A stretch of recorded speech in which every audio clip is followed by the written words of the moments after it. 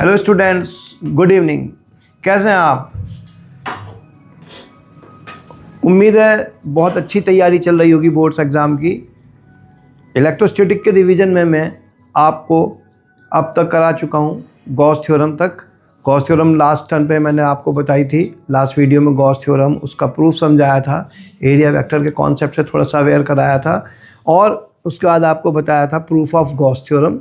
And after that हम बता चुके हैं proof of Coulomb's law using the Gauss theorem, और उसके बाद हमने बताया था electric field due to a line charge using the Gauss theorem. आज हम करने जा रहे हैं electric field due to an infinite plane sheet of charge using Gauss theorem. Simple, you can understand. Suppose you consider this is a plane sheet of charge and we need to find electric field at any point in front of this sheet. इसके सामने किसी point पे हमें electric field find out करना है। तो इसके सामने ये चार्ज शीट है। इलेक्ट्रिक फील्ड फाइंड आउट करने के लिए हम क्या कंसीडर करेंगे? एक गॉसियन सरफेस कंसीडर करेंगे। Gaussian surface cylindrical surface which can pass through this surface, which is passing through and cylindrical, इधर भी और इधर भी। मैं जैसा आपको अब डायग्राम बना के दिखाता हूँ, आप इधर भी देख सकते हैं। जैसे दिखाया है कि ये एक infinite plane sheet of charge है और इस शीट के थ्रू ये एक सिलेंड्रिकल सरफेस पास हो रही है। इसको हम कहते हैं गॉसियन सरफेस। आप में से कुछ स्टूडेंट्स के दिमाग में एक डाउट आ सकता है कि हम कुछ स्पेशल शेप की गॉसियन सरफेसेस ही क्यों कंसिडर करते हैं, like cylindrical, cubical, spherical. Actually as far as Gauss theorem is concern, उसकी तरफ से ऐसा कोई रेस्ट्रिक्शन नहीं है कि हमें यही सिमेट्रिकल सरफेसेस ही फाइंड आउट करनी है। मेन प्रॉब्लम है हमारी मैथमेटिकल रिगरनेस का, क्योंकि हम गॉस थ्योरम यूज़ कर रहे हैं मैथमेटिकल वर्क को रिड्यूस करने के लिए। और अगर हम ऑड शेप सरफेसेस कंसीडर करेंगे तो मैथमेटिकल वर्क बहुत इंक्रीज़ हो जाएगा। उसी को तो मिनिमाइज़ करने के लिए हम गॉस थ्योरम यूज़ कर रहे हैं। तो इसलिए हम सरफेसेस जनरली किसी भी आर्टिकल में कंसीडर करेंगे तो ऐसी सरफेसेस कंसीडर करेंगे जिसमें वो सरफेसेस या तो इलेक्ट्रिक फील्ड के पैरेलल हो या परपेंडिकुलर। उससे क्या होगा, जो कॉस थीटा वाला टर्म आएगा तो cos 0 1 हो जाता है, आप जानते हो, और cos 90 0 हो जाता है। तो उससे हमारी प्रॉब्लम थोड़ी सिंप्लीफाइज हो जाती है। अब जैसे मैं आपको यहाँ ड्रॉ करके दिखाता हूँ कि suppose this is an infinite plane sheet of charge. इस पर चार्ज डिस्ट्रीब्यूटेड है and the surface charge density is sigma. Let this is positively charge. तो यहाँ हम एक गॉसियन सरफेस कंसीडर कर रहे हैं विच is cylindrical in shape, and this surface, cylindrical surface, is passing through this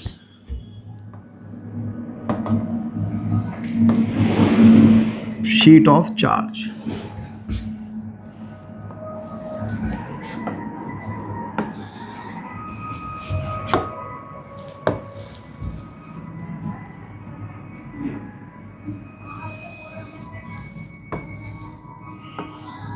This is the charge distributed over this surface.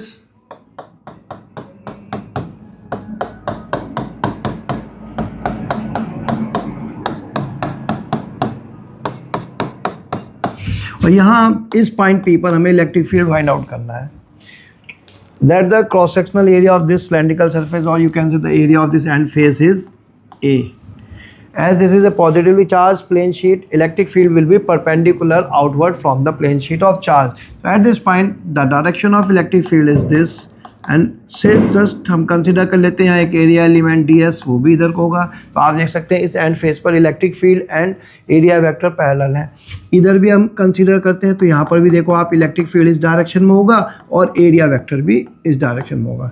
जबकि आप अगर कर्व्ड सरफेस पे ध्यान दें तो यहाँ पर एरिया वेक्टर रेडियली आउटवर्ड होगा, जबकि electric field is in this direction. तो यहाँ इलेक्ट्रिक फील्ड और एरिया वेक्टर के बीच में एंगल कितना है? 90 डिग्री। अब इसमें हमें अप्लाई करना है गॉस थ्योरम। तो गॉस थ्योरम के लिए हमें क्या करना होता है? गॉस थ्योरम आप जानते हैं phi is equal to q upon epsilon 0। तो दो काम करने पड़ेंगे। एक तो हमें इस क्लोज सरफेस के through net flux find out करना पड़ेगा कि भाई कितना फ्लक्स पास हो रहा है। दूसरा, how much charge is enclose inside the surface. तो सबसे पहले अगर हम फ्लक्स देखें, फ्लक्स क्या होता है? Close surface integral E dot ds।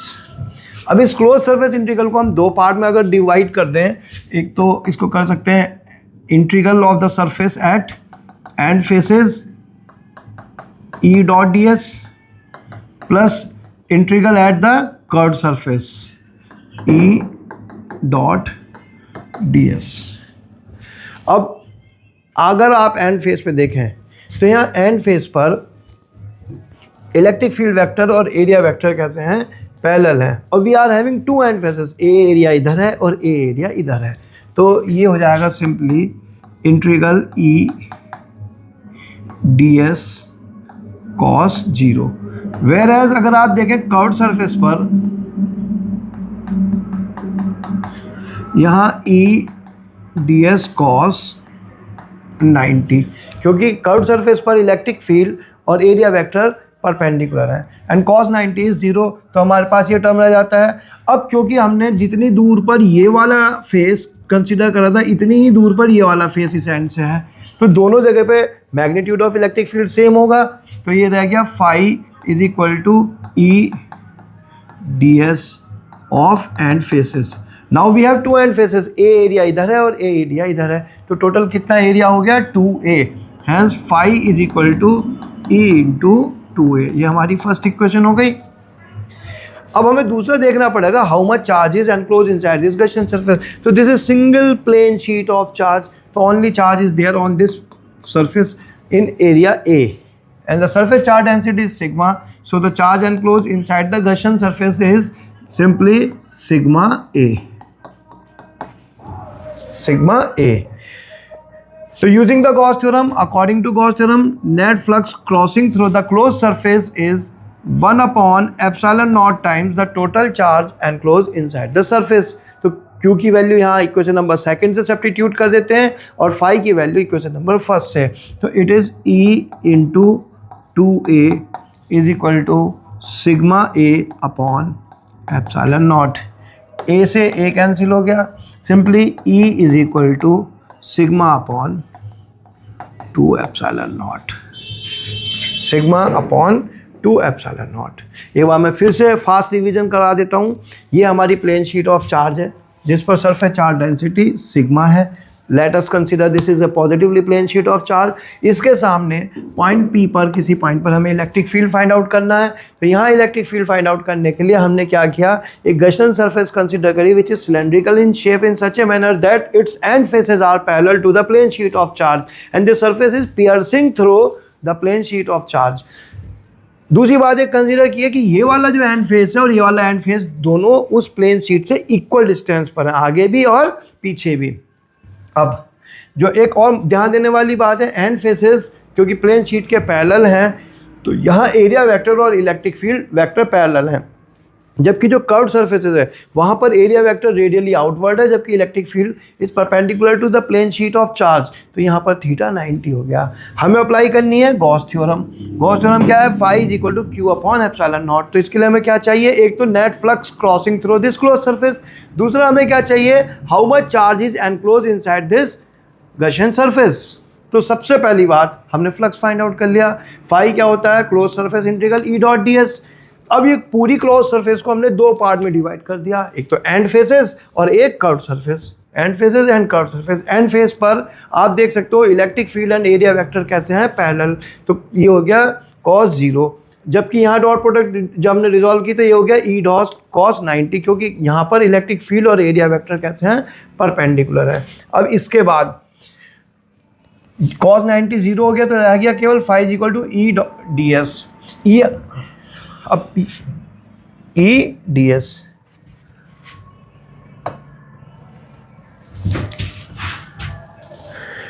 अब ई को हमने बाहर निकाल लिया क्योंकि दोनों फेसेस इससे इक्वल डिस्टेंस पर है। अब इक्वल डिस्टेंस पर है तो ई कांस्टेंट होगा, जितनी वैल्यू ई यहाँ होगी उतनी वैल्यू यहाँ पर होगी। रह गया डी एस। डी एस क्या है, क्योंकि यहाँ पर ए एरिया इसका है और ए एरिया है तो टोटल इंटीग्रल हो गया 2a। अब इसने only a area of plane sheet confine किया हुआ है इनसाइड द गॉसियन सरफेस और सरफेस चार्ज डेंसिटी है सिग्मा, तो Q हो गया सिग्मा A। अब from these two equation first and second हमने इनकी वैल्यू यहाँ सब्स्टिट्यूट कर दी, तो फाई की वैल्यू हो गई E इंटू 2a और Q की वैल्यू हो गई सिग्मा ए से ए कैंसिल हो गया, E is equal to sigma upon 2 epsilon not. अब हम आगे बढ़ते हैं इसमें। अब यहाँ हम कंसीडर करने जा रहे हैं इसको यूज़ करके कि इलेक्ट्रिक फील्ड अगर हमारी एक इनफाइनाइट प्लेट है, ये तो थी शीट, अगर हम कंसीडर करते हैं प्लेट, तो प्लेट के केस में आप यहीं पर समझ सकते हैं कि plate will be having some finite thickness like this. Plate में जब फाइनाइट थिकनेस होगी और जब हम गॉसियन सरफेस कंसीडर करेंगे लाइक दिस, उस केस में जो पहला टर्म है हमारा फ्लक्स फाइंड आउट करने का, वो तो सेम रहने वाला है E इंटू 2A तक, क्योंकि इधर A एरिया, यहाँ पर E इलेक्ट्रिक फील्ड ऐसे होगा और ये एरिया A ऐसे हो गया, यहाँ E ऐसे हो गया और एरिया वेक्टर भी इस डायरेक्शन में हो जाएगा। So flux is equal to E into 2A। But जब बात आती है how much charge is enclose, तो इस केस में चार्ज इस पर इस साइड में भी है और चार्ज इस शीट के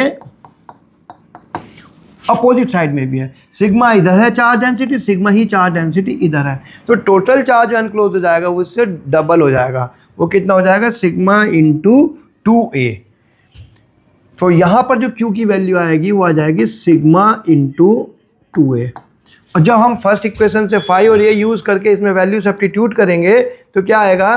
फाई की वैल्यू तो हो गई हमारी E इंटू 2A और चार्ज की वैल्यू हो गई sigma into 2A upon epsilon not. 2A से 2A कैंसिल हो जाएगा, hence E is equal to sigma upon epsilon not.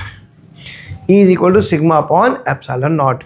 फिर से समझ लीजिए, अगर प्लेन शीट ऑफ चार्ज है, sheet means it is not having any thickness, तो उस केस में electric field at any point in front of the sheet is sigma upon 2 epsilon naught, whereas electric field due to an infinite plate of the charge, plate means which is having some thickness, is sigma upon epsilon naught।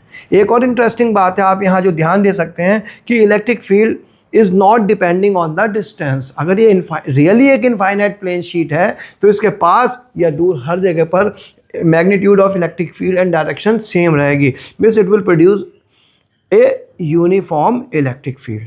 अब इसी article में हम आगे बढ़ते हैं।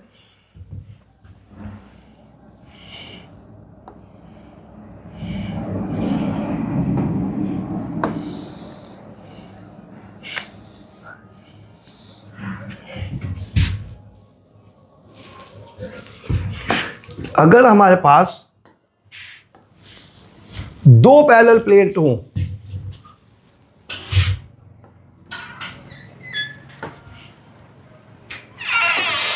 if we have two parallel sheet of charges, उसको कैसे हम रिजॉल्व करेंगे?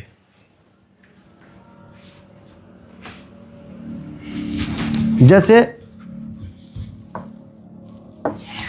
एक प्लेन शीट ऑफ चार्ज तो ये हो गई और एक दूसरी प्लेन शीट ऑफ चार्ज ये हो गई। Let the surface charge density on this surface is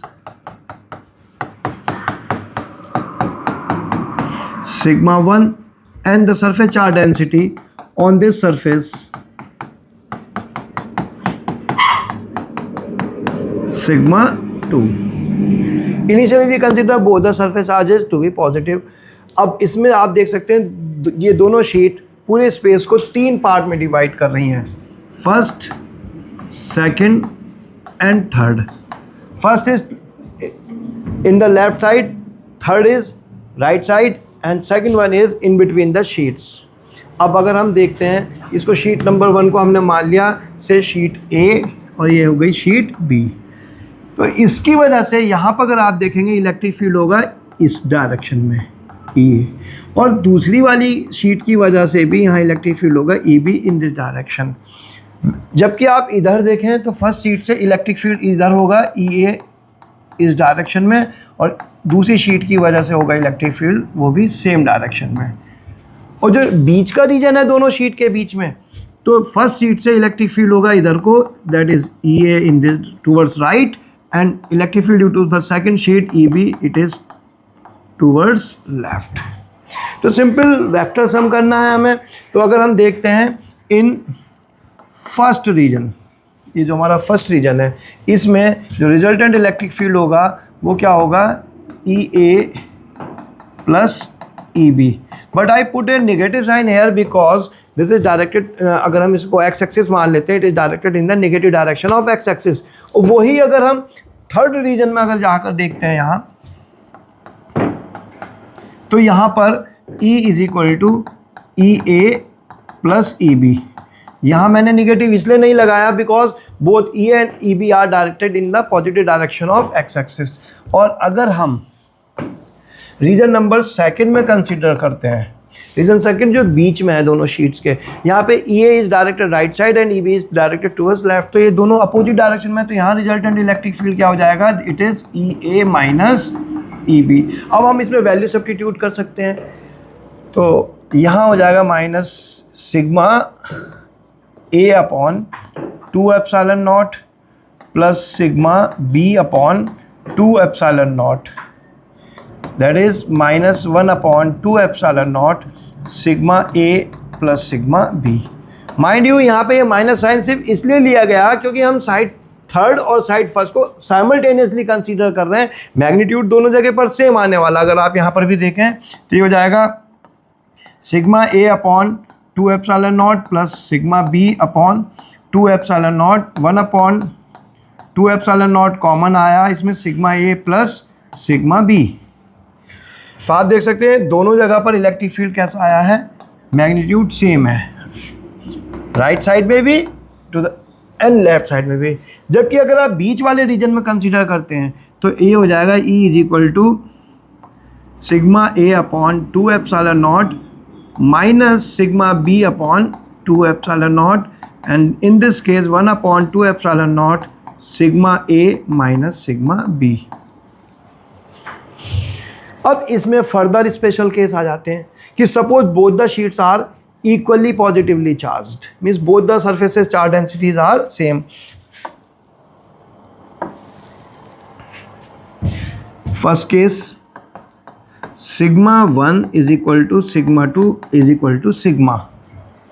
उस केस में यहाँ फर्स्ट रीजन में क्या हो जाएगा, सिग्मा प्लस सिग्मा 2 सिग्मा हो जाएगा, ये E is equal to minus 1 upon 2 epsilon 0 sigma plus sigma, 2 से 2 कैंसिल हो जाएगा, E is equal to minus sigma upon epsilon naught. और यहाँ पर भी यही हो जाएगा, E is equal to sigma upon epsilon naught. बीच वाले रीजन में उस केस में क्या होगा, sigma minus sigma, E is equal to 1 upon 2 epsilon not sigma minus sigma 0 हो जाएगा, तो electric field will become 0। Second case आता है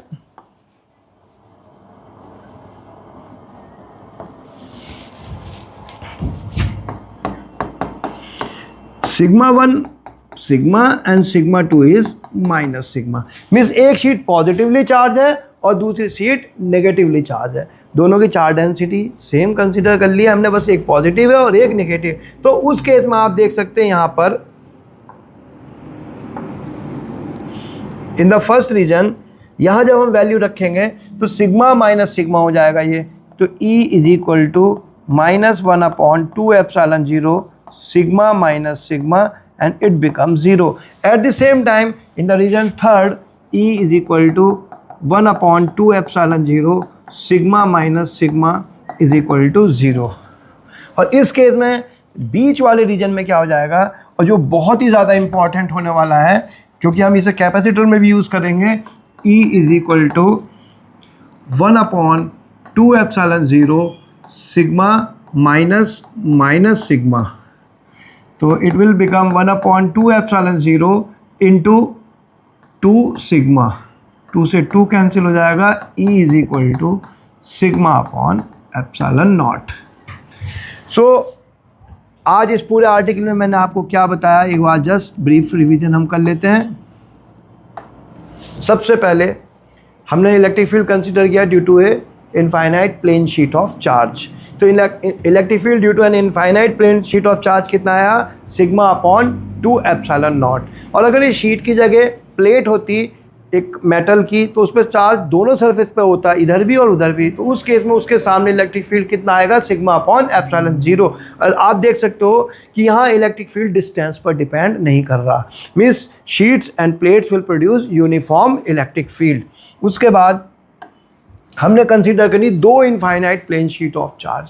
उस केस में लेफ्ट साइड में और राइट साइड में दोनों के जो इलेक्ट्रिक फील्ड का मैग्नीट्यूड आया वो सेम आया, 1/2 epsilon not sigma A plus sigma B, 1/2 epsilon not sigma A plus sigma B. जबकि इन दोनों शीट के बीच वाले स्पेस में जो इलेक्ट्रिक फील्ड आया वो आया 1/2 एप्सिलॉन जीरो सिग्मा ए माइनस सिग्मा बी। अब उसमें हमने स्पेशल केस अप्लाई किए। एक तो ये कि अगर दोनों शीट हमारी इक्वली पॉजिटिवली चार्ज हो, दोनों पर सरफेस चार्ज डेंसिटी सिग्मा है, तो उस केस में उनके बीच में इलेक्ट्रिक फील्ड जीरो हो गया और साइड में कितना हुआ, sigma upon epsilon not sigma upon epsilon naught. और अगर हमारी शीट अपोजिटिवली चार्ज है, एक शीट पॉजिटिवली चार्ज है दूसरी निगेटिवली चार्ज है, दोनों पर सरफेस चार्ज डेंसिटी सेम है, जैसे कैपेसिटर की प्लेट्स पर होता है, एक पॉजिटिव प्लेट होती है और एक निगेटिव प्लेट। उस केस में आप देख सकते हैं इलेक्ट्रिक फील्ड लेफ्ट और राइट साइड में जीरो है और जो भी इलेक्ट्रिक फील्ड है उस केस में वो उनके बीच में है और कितना है, सिग्मा अपॉन एप्सिलॉन जीरो। इसी के साथ मैं कंक्लूड करता हूँ। Thank you.